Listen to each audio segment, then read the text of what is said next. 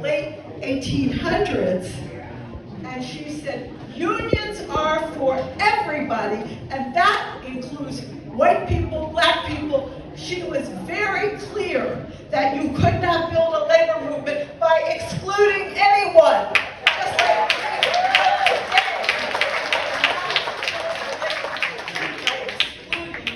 any immigrant workers and other workers.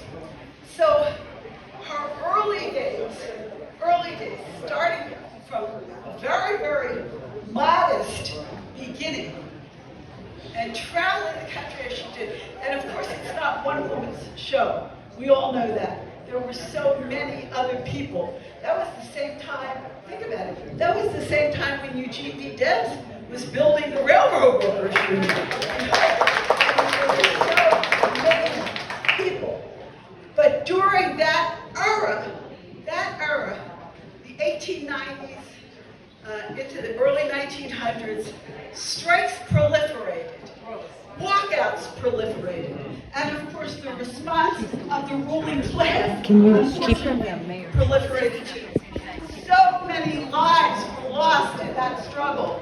So much blood was shed in that struggle, and we are the inheritors of that legacy. We are, God, we were given. It was a birthright for us, but it's not. It's not. It was paid for by others who came before us. It was a sacrifice that was made by others who came before us. That's the legacy that we inherited, and that's the legacy of Mother Jones. Now, I think one of the things that's so important to keep in mind is that the amazing strike that the mine workers held, the railroad workers strike, and this is something I think one of the most important lessons for us to think about. By the end of her life, the labor movement effectively seemed stalled. Like it wasn't happening in the same way. She went back to Chicago, where most of you know she got her start, and in 1924, she helped to organize a 4-month strike of dressmakers. Well, no class. They lost. It was a complete defeat for the union, and they were forced back to work without making any gains. Now, this is after a whole life of struggle, of believing that, and it's easy to believe at certain points in time, we've all done it, like that history just goes forward, and that progress is going to be made day after day, year after year. No, and this is what we have to keep in mind today, it does not work that way. So, at the end of her life, and some of you know the Battle of Blair Mountain that the mine workers had, when 11 mine workers were killed. And that was in 1921. She was so distressed that they basically, the Battle of Blair Mountain, and it seems hard to believe, drove the mine workers out of West Virginia. The defeat was that massive. It was a terrible moment. And Mother Jones actually had, and in her own work, I didn't even know the word existed at that time, she had a nervous breakdown. At that point in time, after all that she had done, all that she had accomplished. But imagine just seeing West Virginia, where you had been like a bulwark for the mine workers, and now they're driven out of West Virginia. Think of the pain of that. And then, also at that point, by that point, and some of us know this pain very well, the labor movement itself was riddled with division and conflict. And that is also so traumatic for Mother Jones or for any of you who've lived through it. You don't want to see it. You do not want to see it. So, and just then, you get Calvin Coolidge as the president, who's an economic conservative and very pro-capitalist and doing everything to help big business. This is the conclusion of Mother Jones' life. Think about that. And so I think it's so important, and of course, after she passed away, almost immediately on the heels of that comes the Great Depression. When workers are deeply impoverished, millions of people can't put food on the table. You've seen the pictures of the food lines during the Great Depression. And it was such a dark time. That period was such a dark time. And it was so hard to hold on to hope. And yet, there you are. She died in the early 1920s. By the mid-1930s, think about it. By the mid-1930s, the labor movement is rising up again. 1930s, happening. Workers are standing up for themselves. It is the true. Mother Jones, by the way, led the way also in terms of industrial unions versus craft unions. She was passionate about that. And now, in the mid-30s, she's not there to see it, but the industrial unions are rising up to be the strongest force in the labor movement.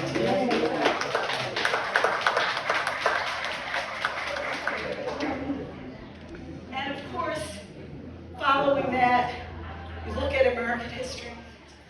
Here you mentioned the role that the labor movement has played in so many respects.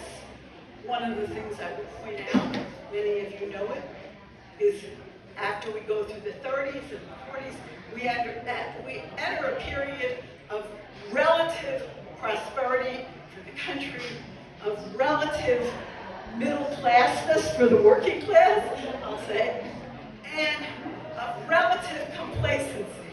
But there was no reason for complacency at that point because the scar of racism in our country remained. Segregation was legal in our country at that point in time. And so began, just decades after Mother Jones' death, began the movement to end racial discrimination, to end segregation, to have true justice and democracy in our country. And, as many of you know, from the earliest days, the American labor movement was part of that movement. The American labor movement helped to birth that movement. And as I think everybody in this room knows, it always jokes me to talk about it. Dr. Martin Luther King died supporting a strike, an AFSCME strike in Memphis. So the fate of the labor movement and the civil rights movement are completely entwined. But more importantly and more profoundly, the cause of justice and democracy are intertwined. You cannot have democracy if you don't have justice.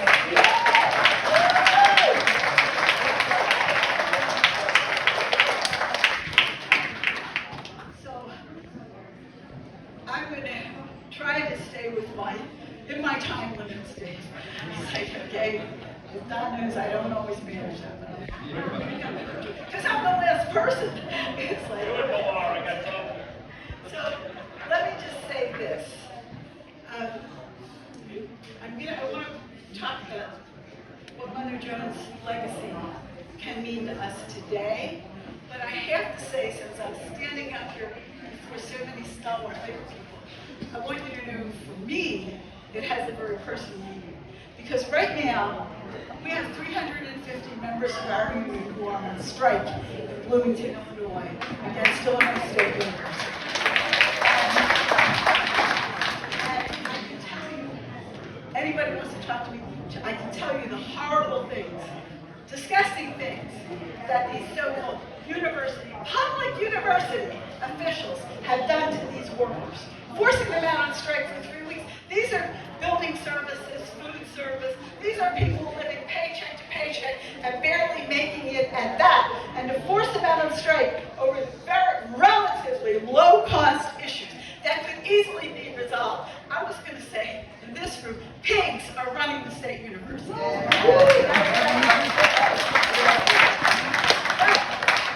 reason I brought it up was not to attack the management, which I could do for hours on end.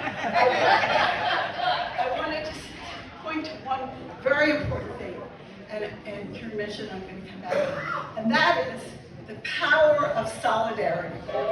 So Mother Jones, and one of the people writing about her said, solidarity was not a union slogan.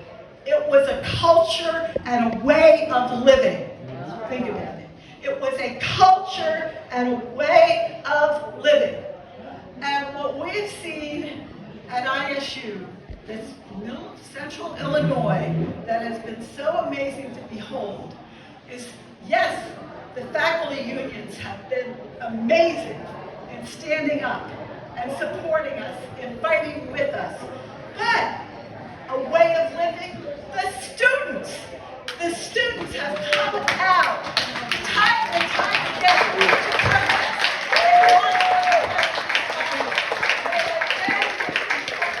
Every step of the way.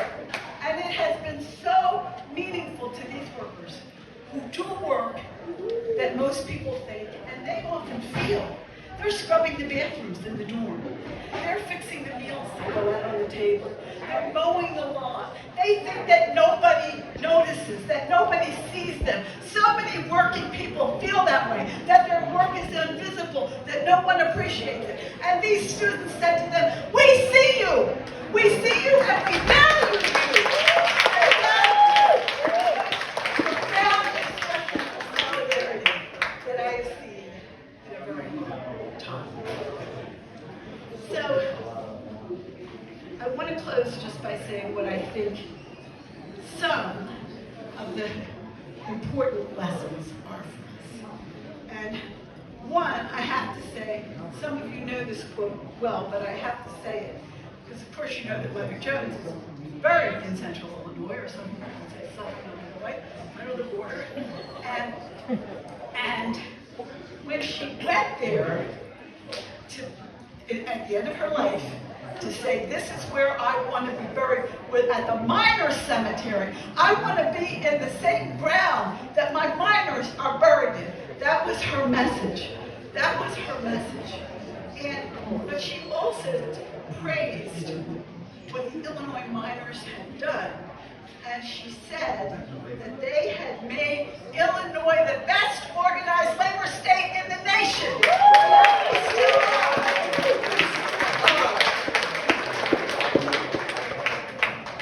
So those are the lessons that I take from her life.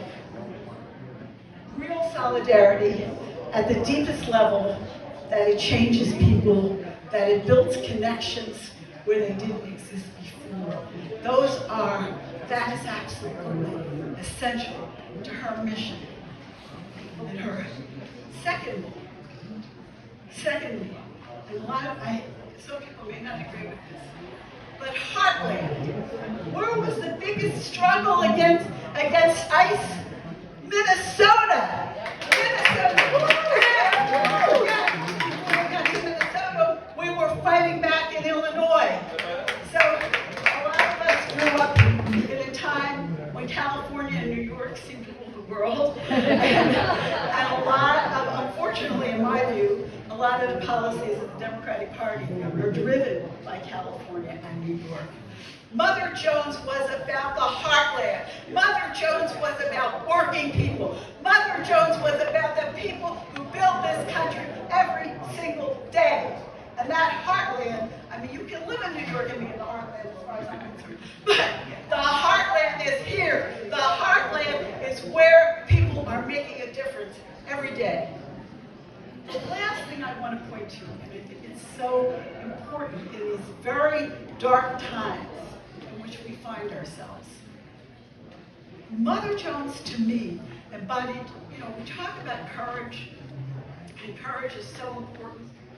But here's another word you don't hear very often that I think, I'm frequently not as Christian, that I think is so essential to our fate.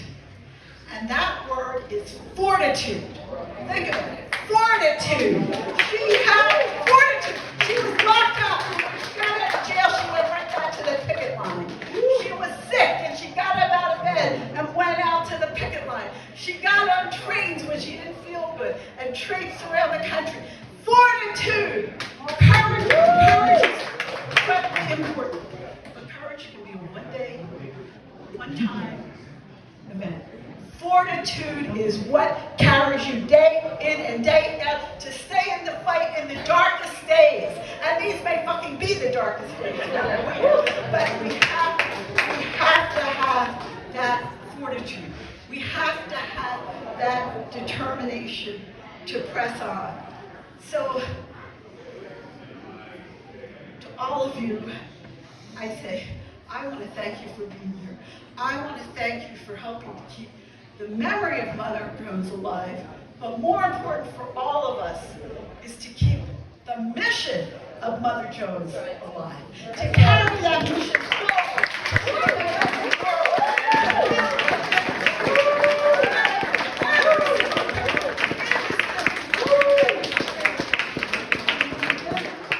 When you get discouraged, and believe me, I do that.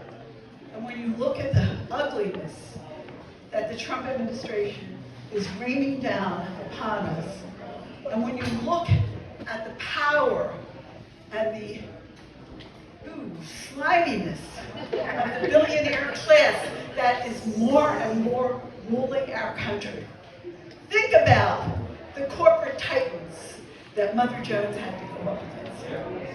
Think about what she faced. Think about what the early labor movement had to do. Think about the numbers of people who died, because there were many, many who were killed in those struggles. Think about all of that, and then let's recommit ourselves. Let's